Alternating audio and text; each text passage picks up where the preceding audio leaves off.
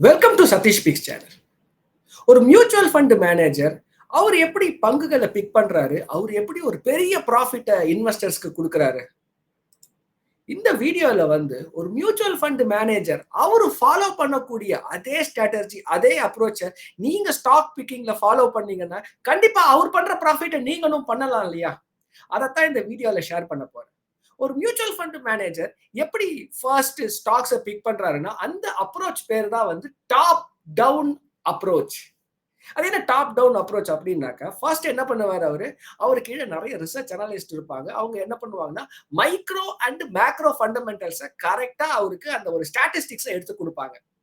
சரி, இப்போ interest rates இவ்வளவு கம்மியா இருக்கு, இந்தியாவில் பார்த்தீங்கன்னாக்கா டாக்ஸ் எக்ஸம்ஷன் நிறைய கொடுத்துருக்காங்க, கவர்மெண்ட் வந்து 11 lakh crores ஸ்பெண்ட் பண்றாங்க பட்ஜெட்ல இருந்து, இந்த இண்டஸ்ட்ரி இந்த செக்டார்ஸ் எல்லாம் பாத்தீங்கன்னா foreign direct investment, company direct investment இவ்வளவு நடக்குது. இதெல்லாம் statistics, micro and macro fundamentals first level. சரி, இது எல்லாம் வந்து அவருக்கு ஒரு அனலிஸ்ட் என்ன பண்ணுவாரு, அப் டு டேட்டா கொடுத்துருப்பாரு. அதுக்கப்புறம் பாத்தீங்கன்னாக்கா இந்த ஒரு டேட்டா பாயிண்ட்டை வச்சுட்டு இந்த டேட்டா பாயிண்ட்ல எந்த செக்டார் அடுத்த ஒரு 5 இயர்ஸ்க்கு நல்லா பெர்ஃபார்ம் பண்ணும் அப்படின்னு பார்ப்பாரு.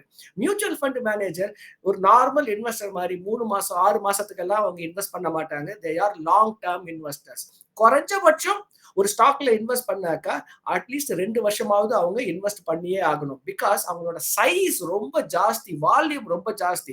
இப்போ நம்ம ஒரு ஸ்டாக்கை வந்து ஈஸியா விற்கிறோம், ஈஸியா வாங்குறோம், எக்ஸிட் என்ட்ரி நமக்கு ரொம்ப ஈஸி. அந்த மாதிரி மியூச்சுவல் ஃபண்ட் மேனேஜர்ஸ் பண்ணவே முடியாது.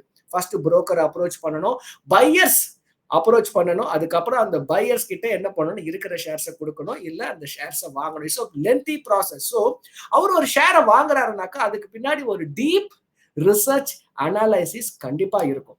சரி, ஃபர்ஸ்ட் ஒரு மைக்ரோ அண்ட் மேக்ரோ ஃபண்டமெண்டல்ஸ். அதுக்கப்புறம் என்ன பண்ணுவாருன்னாக்கா செக்டார் ஐடென்டிஃபை பண்ணுவாரு. டாப் செக்டார் 2025ல இந்த செக்டார் இதுல இருந்து அடுத்த ஒரு 3 வருஷத்துக்கு இந்த செக்டார்லாம் நல்லா பெர்ஃபார்ம் பண்ணணும்னு செக்டார் ஐடென்டிஃபை பண்ணுவாரு.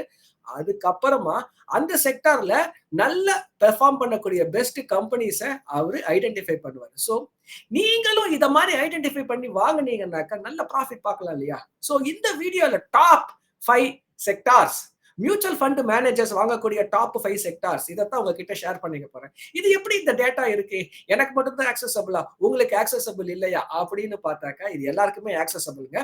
மியூச்சுவல் ஃபண்ட் கம்பெனிஸ் என்ன பண்ணணும்னாக்கா போர்ட்ஃபோலியோ டிஸ்க்ளோஷரை ஒரு மாசமும் கொடுக்கணும். அது என்ன ஒரு போர்ட்ஃபோலியோ டிஸ்க்ளோஷர் அப்படின்னு பாத்தீங்கன்னாக்கா, அவங்க எந்தெந்த பங்குகள்ல இன்வெஸ்ட் பண்றாங்க, எந்த செக்டார்ல இன்வெஸ்ட் பண்றாங்க அப்படின்ற ஒரு டீடைல அவங்க என்ன பண்ணணும், அவங்களோட வெப்சைட்ல அவங்க அதை வெளியிடணும். செபி கொடுத்திருக்கக்கூடிய அது ஒரு டிஸ்க்ளோஷர் அது. ஸோ எல்லா மியூச்சுவல் ஃபண்ட் கம்பெனிஸுமே பாத்தீங்கன்னா அவங்களோட எந்தெந்த கம்பெனில இன்வெஸ்ட் பண்றாங்க, என்னென்ன செக்டார்ல இன்வெஸ்ட் பண்றாங்க இதெல்லாம் சொல்லுவாங்க. இது பேர் தான் monthly disclosure and fact sheets. Okay, so வீடியோக்குள்ள போறதுக்கு முன்னாடி டாப் 5 செக்டார்ஸை பார்க்கறதுக்கு முன்னாடி உங்களுக்கு மியூச்சுவல் ஃபண்ட் இன்வெஸ்டிங், நானும் மியூச்சுவல் ஃபண்ட்ல இன்வெஸ்ட் பண்ணணும், எனக்கு இவ்வளவு அனலைசிஸ் பண்றதுக்கு டைம் இல்லை அப்படின்னா இந்த நம்பருக்கு கால் பண்ணுங்க. உங்களுக்கு இலவசமா ஃப்ரீயா ஒரு மியூச்சுவல் ஃபண்ட்ஸ்னா என்ன, அதுல எப்படி இன்வெஸ்ட் பண்றது, எஸ்ஐபினா என்ன, எல்லாமே வந்து நாங்க உங்களுக்கு சொல்லி கொடுக்கிறோம். சோ நீங்க செய்ய வேண்டியதெல்லாம் ஒரே ஒரு கால், இந்த நம்பருக்கு கால் பண்றது மட்டும்தான். ஓகே, சோ இப்போ அந்த டாப் 5 செக்டார்ஸ் என்னன்றதை பார்த்துடலாமா? 5th ரேங்க்ல இருக்கக்கூடிய ஒரு செக்டார் என்னன்னு பாத்தீங்கன்னாக்கா ஐடி, இன்ஃபர்மேஷன் டெக்னாலஜி.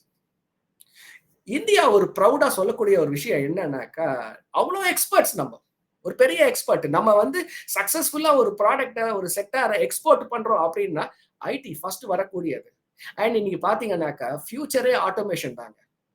நீங்க ஒரு மெயில் அனுப்புறீங்கன்னாக்கா ஆட்டோமேட்டிக்கா என்ன வருது, அங்கிருந்து ஒரு கம்பெனில இருந்து ரெஸ்பான்ஸ் வருது. ஏஐ, ஆர்டிபிஷியல் இன்டெலிஜென்ஸ் எங்கேயோ போயிட்டு இருக்கு இன்னைக்கு அது. சோ நல்ல ஒரு ஃபியூச்சர் இருக்கக்கூடிய ஒரு செக்டார். ஆனா ஃபண்ட் மேனேஜர்ஸ் ஃபியூச்சரை மட்டுமா பார்ப்பாங்க? வேல்யூவேஷன்ஸ் கண்டிப்பா ஒரு அட்ராக்டிவ் லெவல்ல இல்லைனாலும் ஒரு ஃபேர் வேல்யூவேஷன்ஸ்ல இருக்கு. ஆனா இந்த ஒரு செக்டார் பாத்தீங்கன்னாக்கா என்னோட personal opinion double edged sector. ஏன்னா நம்ம என்ன பண்றோம், 100% யூஎஸ் டிபெண்ட் பண்ணி இருக்கோம். இட்ஸ் அன் எக்ஸ்போர்ட் செக்டார் அது. சோ அங்க ஏதாவது ஒரு ப்ராப்ளம், இன்னைக்கு யூஎஸ் ஒரு பெரிய ப்ராப்ளத்துல தான் இருக்காங்க.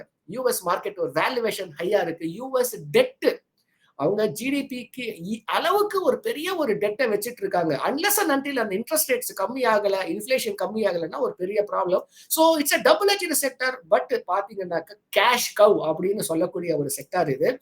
8% அந்த மியூச்சுவல் ஃபண்ட் மேனேஜர் என்னென்ன செக்டார் வாங்கியிருக்காங்களோ 8% என்ன பண்ணியிருக்காரு, ஐடியில தான் அவரு பங்குகளை வாங்கியிருக்காரு. 8% is a big overweight அப்படின்னு சொல்லக்கூடியது. ஸோ 5th ரேங்க்ல இருக்கக்கூடியது இன்ஃபர்மேஷன் டெக்னாலஜி. அடுத்தது பாத்தீங்கன்னாக்கா 4th ரேங்க்ல இருக்கக்கூடிய top sector energy sector. Energy ஒரு பெரிய ஒரு ரேலியை பார்த்துட்டு இருக்கு. அண்ட் அகைன் பாத்தீங்கன்னாக்கா அந்த ரேலி இன்னும் கண்டினியூ ஆயிட்டு இருக்குன்னு தான் சொல்லணும். அது எதனால அப்படின்னாக்கா மேனுஃபேக்சரிங் ஒரு பெரிய ஒரு புஷ் கொடுத்துட்டு இருக்காங்க. அண்ட் அதிசயமா பாத்தீங்கன்னாக்கா கவர்மெண்ட் அவங்களோட 2025 பட்ஜெட்ல 1500 crore ரினியூவல் எனர்ஜிக்கு மட்டுமே ஸ்பெண்ட் பண்றாங்க. சோ நிறைய இன்சென்டிவ்ஸ் வருது, நிறைய இன்வெஸ்ட்மெண்ட்ஸ் நடக்குது. சோ இந்த செக்டார் கண்டிப்பா ஒரு பிரைட் ஃபியூச்சர் இருக்கு. இந்த ஒரு ஸ்டாட்டிஸ்டிக்ஸ் மட்டும் பாருங்க. இந்தியா இன்னைக்கு 5th லார்ஜஸ்ட் எக்கானமி. இந்தியா என்ன ஆயிட்டு இருக்கு, ஒரு 3rd லார்ஜஸ்ட் எக்கானமிக்கு குயிக்கா நம்ம மூவ் ஆயிட்டே இருக்கோம். 2027ல கண்டிப்பா 3rd லார்ஜஸ்ட் எக்கானமி ஆயிடுவோம். ஆனா நம்மளோட பவர் கன்சப்ஷன் பாத்தீங்கன்னா அந்த 1st and 2nd இருக்கக்கூடிய அந்த கண்ட்ரிக்கு ஈக்குவலா இல்ல. யூஎஸ் பாத்தீங்கன்னாக்கா 4000 டெராவாட்ஸ் அந்த அளவுக்கு கன்சியூம் பண்றாங்க. சைனா 8000 டெராவாட்ஸ். இந்தியா பாத்தீங்கன்னா இன்னுமே ரொம்ப கம்மிங்க, 1500 டெராவாட். ஸோ நம்ம பாத்தீங்கன்னாக்கா எப்போ இந்த ஒரு பவர் நிறைய ஜெனரேட் பண்ணி நிறைய கன்சியூம் பண்றோமோ அன்னைக்கு நம்ம அந்த growth ரொம்ப ஃபாஸ்டா இருக்கும். கவர்மெண்ட்டுக்குமே தெரியுது. So spending is happening, investment is happening. So 8% of mutual fund managers இந்த செக்டாரை தான் வாங்குறாங்க. ஸோ ரெனியூவபிள் எனர்ஜி செக்டார் உங்க ரேடார்ல கண்டிப்பா வையுங்க. 3rd rank automobile. பாத்தீங்கன்னாக்கா ஆட்டோமொபைல்ன்றது பாத்தீங்கன்னா டிஸ்கிரிஷனரி கன்சப்ஷன் அப்படின்னு சொல்லக்கூடிய அந்த ஒரு செக்டார்ல வரும். இன்னைக்கு பாத்தீங்கன்னாக்கா நிறைய எஸ்யூவிஸ் ஒரு பேட்டர்ன் எமர்ஜ் ஆயிட்டே இருக்குங்க, ஒரு டெவலப்டு கண்ட்ரிக்கும் டெவலப்பிங் கண்ட்ரிக்கும். யூஎஸ்ல பாத்தீங்கன்னா நிறைய காசு அந்த ஒரு வேர்ல்டு வார் 2க்கு அப்புறம் பாத்தீங்கன்னா 60sல செடான்ல இருந்து அப்படியே அந்த ஒரு கண்ட்ரி எஸ்யூவிக்கு மூவ் ஆனாங்க. அதே மாதிரி பாத்தீங்கன்னாக்கா 2000ல 1990ஸ்க்கு அப்புறமா பாத்தீங்கன்னா சைனா நல்ல ஒரு க்ரோவிங் கண்ட்ரியா இருக்கும்போது செடான்ல இருந்து அப்படியே எஸ்யூவிக்கு அவங்களும் அப்படியே மைக்ரேட் ஆகுறாங்க. அந்த பேட்டர்ன் நீங்க இந்தியாவிலையும் பார்க்கலாம்.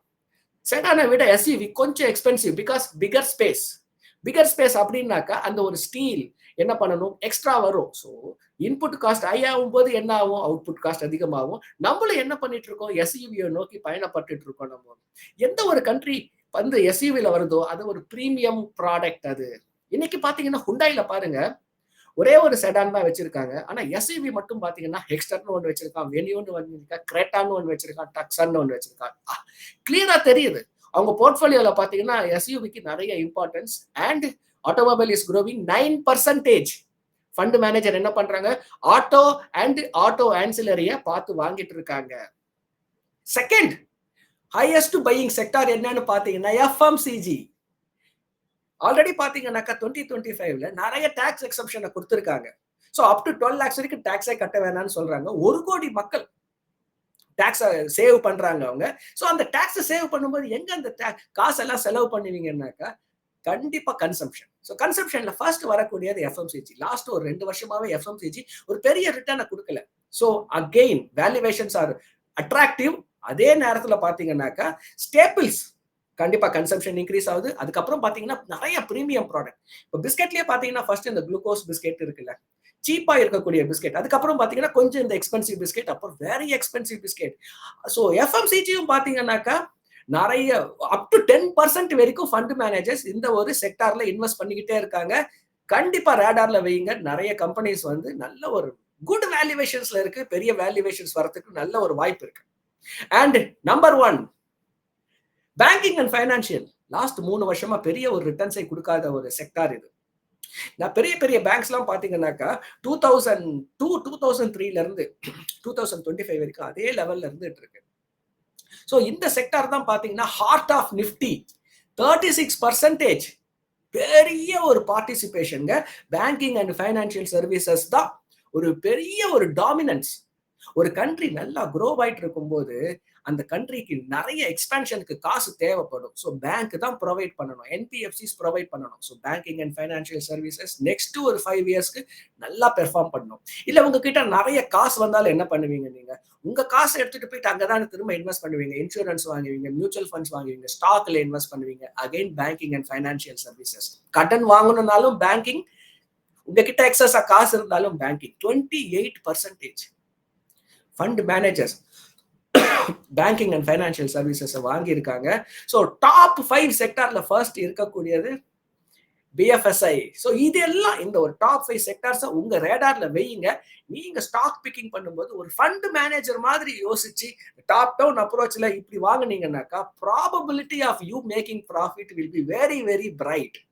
ஓகே, எனக்கு அவ்வளவு டைம் இல்ல அந்த ரிசர்ச் அண்ட் அனாலிசிஸ் பண்றதுக்கு. நான் பிளைனா மியூச்சுவல் ஃபண்ட்ல இன்வெஸ்ட் பண்ணணும். பட் 5000க்கு மேல மியூச்சுவல் ஃபண்ட்ஸ் இருக்கு. நான் எந்த ஃபண்டை சூஸ் பண்றது, எப்படி ஸ்டார்ட் பண்றது, எங்க இன்வெஸ்ட் பண்றதுன்னா இந்த ஒரு நம்பருக்கு மட்டும் போதும், ஃபோன் பண்ணுங்க. இலவசமா ஃப்ரீயா ஒரு மியூச்சுவல் ஃபண்ட்னா என்ன, எப்படி இன்வெஸ்ட் பண்ணணும், எப்படி ஸ்டார்ட் பண்ணணும், நாங்க உங்களுக்கு கைட் பண்றோம்.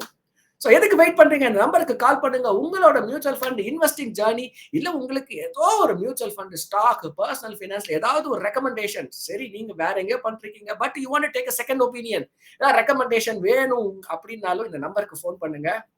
ஏதோ ஒரு புது விஷயம் கத்துக்கிட்டீங்க அப்படின்னு ஃபீல் பண்ணீங்கன்னாக்கா please click the like button and stay tuned. நிறைய இன்ஃபர்மேஷன் ஆன ஈக்விட்டியா இருக்கலாம், மியூச்சுவல் ஃபண்டா இருக்கலாம், பர்சனல் ஃபைனான்ஸ் இருக்கலாம், வந்துகிட்டே இருக்கு. Okay, see you with another interesting video. Bye bye.